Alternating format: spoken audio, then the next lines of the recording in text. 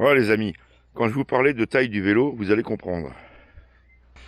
Donc vous voyez que c'est pas un petit vélo parce que même plié, eh ben je passe à peine, je dis bien à peine, c'est au centimètre près, dans le coffre d'une BM série 5.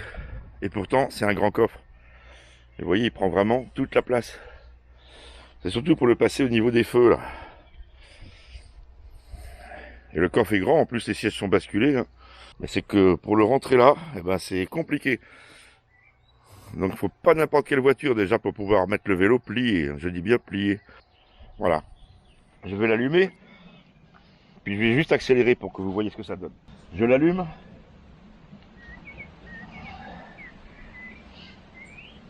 Voilà. Je le mets en passe 5.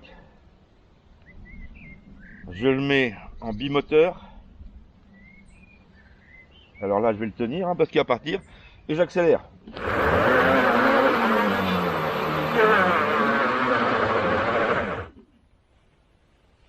Bon, je pense que vous avez vu que ça gratte, quoi. Je vais mettre de l'autre côté, on verra peut-être mieux. Hop là, du calme, mon garçon, du calme.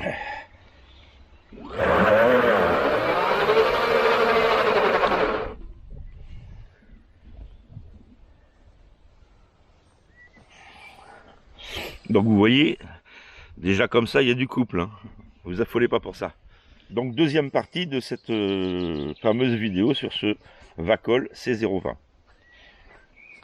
Alors, là il est encore plus sale que d'habitude, puisque là j'ai été testé dans la boue carrément. On a eu une petite pluie. D'ailleurs, dans ma sacoche arrière, j'avais un petit papier pense-bête pour les réglages. Il est tout trempé. Donc il n'a pas plu beaucoup, mais la sacoche n'est pas étanche. Voilà. Donc bon bah là il va être bon à laver maintenant, là c'est sûr qu'il est bon à laver. Alors la thune route dans la boue, faites très attention. Les crampons sont trop petits, ça a tendance à partir de l'avant, donc méfiez-vous, hein. Autrement, sa motrice, il n'y a pas de problème. Mais ça mériterait des crampons plus prononcés. On va parler display. J'ai attendu qu'il fasse sombre, autrement on voit rien. Alors, même là, je filme à 10 cm. Sans reflet, enfin il y en a, mais je suis obligé de le mettre, même s'il fait très sombre. Ça va être difficile à vous filmer, puisque je vois toujours des reflets. Alors, pour l'allumage, c'est le bouton qui se trouve ici. Alors, vous avez plus, moins, en haut, menu, sur le côté, lumière, et dessous, allumage. Le bouton d'allumage ne sert qu'à l'allumage et coupure, bien sûr. Donc, je vais appuyer. Il faut appuyer 2 secondes environ. Et voilà. Donc voilà, il vient de se caler. On voit qu'il est calé sur le pass 1, qui a 103,2 km compteur. Donc c'est toujours 103 km de test, hein. Que si vous appuyez à côté sur menu, vous voyez que le dernier trajet que j'ai fait, c'est 18,6 km. Alors j'espère qu'on voit ici que la vitesse maxi, elle n'est plus affichée, que la vitesse moyenne n'est plus affichée non plus. Puisqu'à chaque fois que vous arrêtez et que vous coupez le display, vous perdez les valeurs de vitesse moyenne et de vitesse maxi. Donc c'est pas un gros problème. Maintenant, pour rentrer dans le display, vous allez appuyer sur la touche plus et moins en même temps. Voilà, et nous tombons sur le réglage 1. Sur le réglage 1, qu'est-ce qu'il nous dit? Il nous dit ici 0 et il nous marque km/h. Si on appuie sur le côté,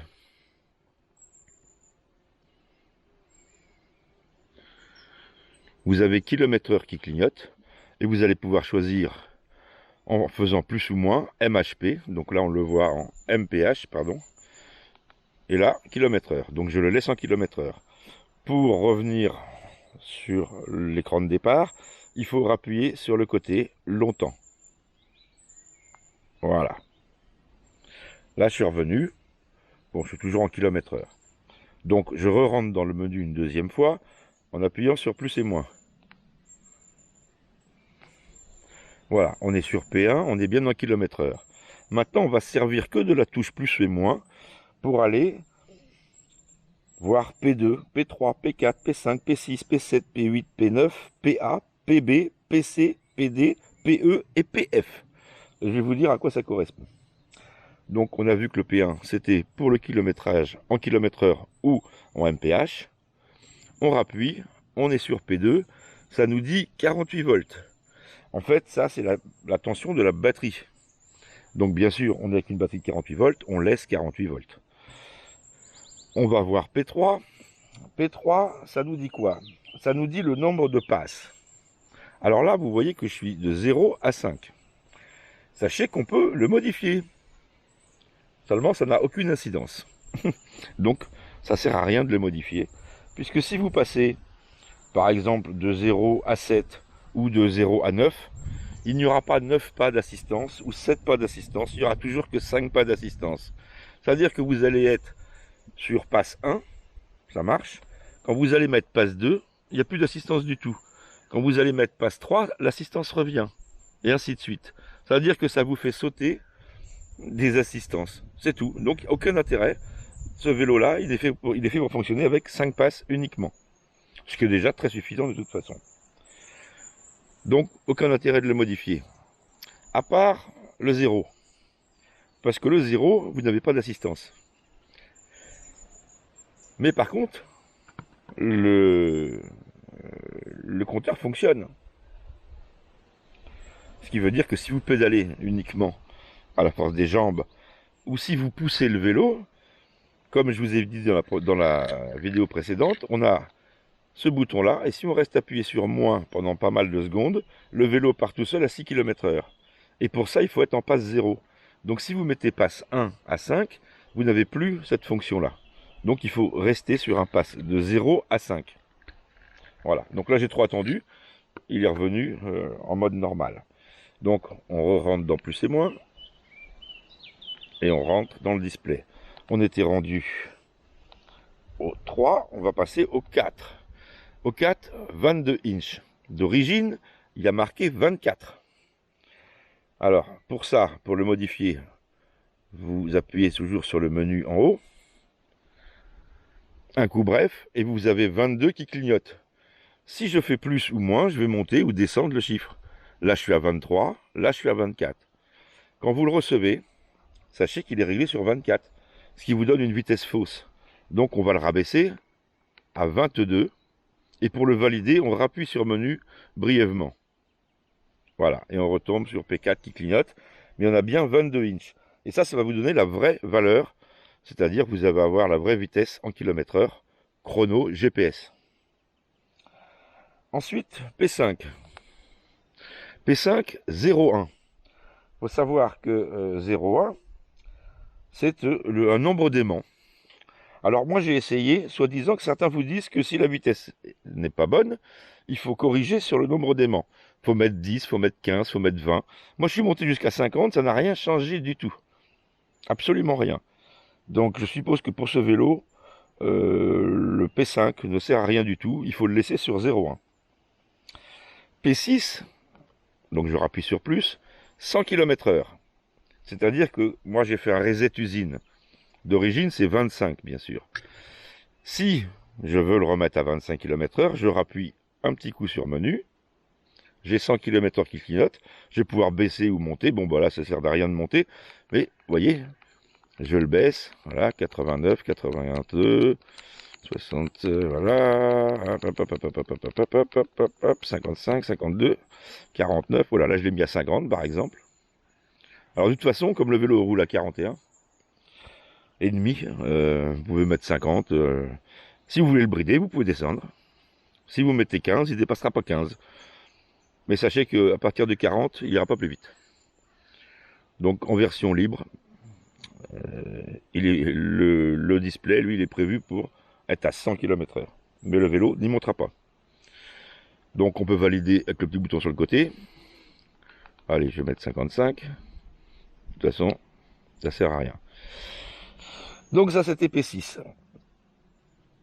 L'assistance, P7, il faut la régler sur 0. P8, 0,2. Je vous conseille ce réglage. Alors, on peut le mettre sur 0, sur 1 ou sur 2. En fait, quelle est la différence? C'est que quand vous le mettez sur 0,2, le vélo fonctionnera aussi bien avec la poignée d'accélérateur qu'avec le pédalage. Les deux vont fonctionner. Si vous mettez P01, je me souviens plus lequel, mais je crois que au démarrage, il n'y a plus que les pédales qui fonctionnent. Il n'y a plus l'accélérateur, ou le contraire. Et si vous mettez P0, il n'y a quasiment rien qui fonctionne. Donc, je vous conseille 0,2, puisque à 0,2, vous avez toutes les fonctions qui sont en service. P9. Alors, on monte, P9, il est réglé sur 0,3. Alors, il faut savoir que ce chiffre, il va de 0,1 à 24. Et que plus vous allez le baisser, plus le vélo sera réactif à l'accélération et au pédalage. Donc là, il est réglé sur 0,3. Et bien là, je vais le modifier. Donc je rappuie sur le côté menu, un petit coup sec, 0,3 clignote, et je vais le baisser à 0,1. Voilà, je rappuie un petit coup sur menu pour le valider, et on passe à PA. PA, force d'assistance pédalage. Ce chiffre, il est réglé sur 3, il va de 0 à 5. Même chose. Plus vous mettez un chiffre élevé, moins il sera réactif. Plus vous mettez un chiffre bas, plus il sera réactif. Donc je vais le mettre à 0,1. Moi aussi, je vais le mettre à 0,1. Alors hop, un petit coup bref sur menu. Et je vais descendre à 1. Voilà, je suis descendu à 1. Petit coup pour réinitialiser. Voilà, PA. PB. PB. Hop, voilà. PB 12. Alors ça, c'est nombre d'aimants capteurs pédalage. Alors, ils vous mettent 12. J'ai essayé moins, j'ai essayé plus. Pas grande importance. En plus, c'est 12. Il y en a 12. Donc, laissez-le sur 12, tout simplement. On va voir PC. PC, c'est le nombre d'ampères. On voit qu'il y a écrit 20. 20 ampères.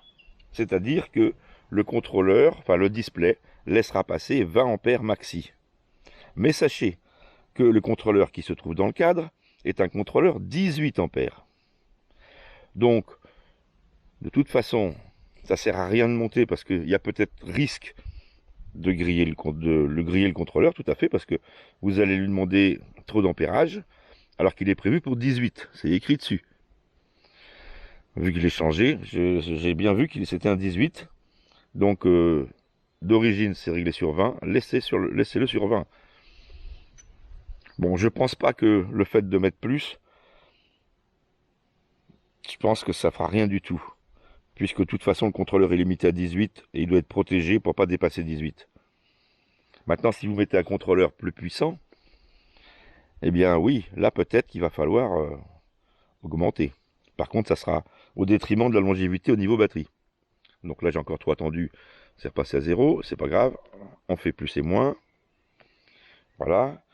Nous étions à PC, donc on va monter. P3, 5, 6, 7, 8, 9, PA, PB, PC. On continue. PD, 40 volts. Alors ça, c'est la protection de la batterie. C'est-à-dire que c'est une batterie 48 volts, mais le vélo, il a une sécurité. Une sécurité pour couper l'alimentation en dessous de 40 volts. Autrement, vous allez tout simplement bousiller la batterie. Vous allez descendre trop bas en voltage. Et alors là, forcément, au niveau longévité, elle va en prendre un coup. Donc pour limiter la décharge profonde, il y a une tension minimum. Et si vous atteignez cette tension, le vélo se coupera. Pour éviter d'abîmer la batterie, tout simplement. PE. Ici, vous avez PSD N. Alors PSD, ça veut dire mot de passe. S'il y a N, c'est non. Si vous mettez Y, c'est oui. Donc avec le plus et le moins, vous pouvez mettre Y. Vous allez cliquer Et le mot de passe d'origine, c'est 1212. Voilà, 1212 le mot de passe d'origine. Vous pouvez le changer, bien sûr, mettre le vôtre. Ce qui se passera, c'est que quand vous rallumerez le vélo, eh ben, il vous demandera le mot de passe pour pouvoir s'allumer. C'est-à-dire que le display ne démarrera pas si vous ne rentrez pas le mot de passe. Donc, moi, je préfère enlever la clé. C'est plus simple que de retenir un mot de passe, donc je laisse sur non. Ensuite, nous avons PF. PF, c'est la veille automatique. C'est-à-dire qu'il est réglé sur 10 minutes. Je vais même le baisser, moi. Donc, je rappuie sur menu un petit coup bref. Et je fais moins. Et je vais mettre 5. Et je rappuie un petit coup bref sur menu pour valider. Là, je l'ai réglé sur 5 minutes. C'est-à-dire que si le vélo est immobile pendant 5 minutes avec le display d'allumé, il va se couper tout seul. Ça évite de consommer de la batterie pour rien alors que le vélo ne bouge pas. Tout simplement. Et si vous voulez faire un reset usine, c'est possible. Dans ce cas-là, là, on va faire un appui long sur le menu pour sortir du programme. Donc appui long sur menu. Voilà, il va se recaler, voilà. Là, mes réglages sont faits. Maintenant, si je veux réinitialiser toutes ces valeurs à la valeur d'usine par défaut non bridée, hein. Attention, si on fait un reset, on ressort avec un vélo non bridé. Si vous voulez le brider, il faudra revenir dans la vitesse. Et puis remodifier la vitesse pour le brider. Vous avez vu que en faisant un reset, j'étais sur 100 km/h. Dans ce cas-là, j'ai perdu ma feuille, il va falloir appuyer sur plus et éclairage. Donc si je fais plus et éclairage, c'est-à-dire ce bouton-là, si j'appuie sur les deux, là je ne vais pas le faire, parce qu'autrement il va me le faire, le reset. Tac, vous allez avoir quelque chose qui s'affiche ici, et ça met yes ou... Oh, je vais le faire, allez. Plus et... qu'est-ce que j'ai dit? Plus et lumière. Plus lumière. Voilà. DEF. Et là, c'est non. Donc, vous pouvez faire yes ou non. Si vous faites yes, vous revalidez avec le bouton menu. Et là, vous attendez quelques secondes. Le compteur se rallume. Et là, vous êtes en version usine, version libre. Non bridée. Moi, je viens de régler tous les paramètres, donc je ne vais pas les changer. Donc je vais mettre non et je valide. Et voilà, on a fait le tour. Maintenant, sachez que sur la commande, vous avez un bouton pour la lumière, qui est le bouton sur le côté en bas. Si vous appuyez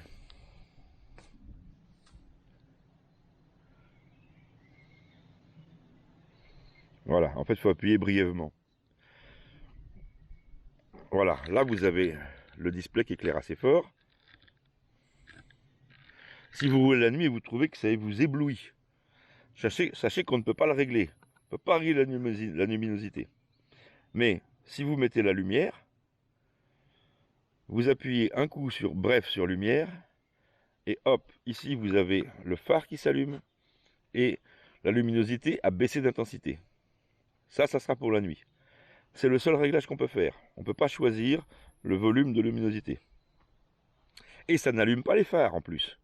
Puisque pour les phares, nous avons un bouton séparé sur ce vélo, qui est ici. En fait, le bouton lumière de display ne commande que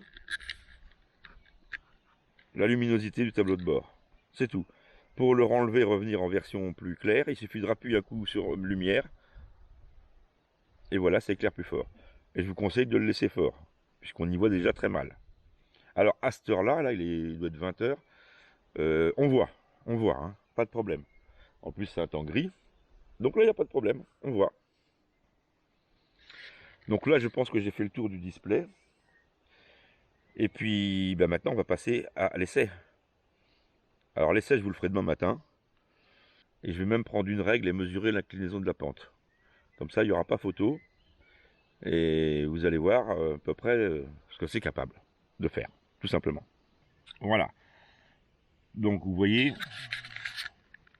P1 km/h ou miles, P2 volts, donc 48, P3 passe de 0 à 3 ou de 0 à 9, il faut mettre 0,5, diamètre de la roue 24, il faut mettre 22, nombre d'aimants de 0 à 100, il faut mettre 0,1, vitesse, vous mettez la vitesse que vous voulez, sachant que d'origine bridé c'est 25 et non bridé il roulera à 41 avec une batterie pleine.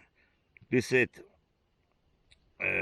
l'assistance de 0 à 1, mettez 0. Mode de conduite 0, 1 ou 2, je vous conseille 2. P8, mode de conduite c'est fait. P9, réglage d'assistance de 1 à 24, je vous conseille, alors d'origine c'est 0,3, je vous conseille 0,1. PA, force d'assistance pédale, ça va de 0 à 5, c'est réglé sur 0,3, je vous conseille 0,1. PB, nombre d'aimants, capteur de démarrage, ça va de 1 à 15, d'origine il y en a 12, laissez-le sur 12. Les ampères, de 1 à 50, c'est réglé sur 20, laissez-le à 20, puisque votre régulateur, votre contrôleur ne supportera pas plus.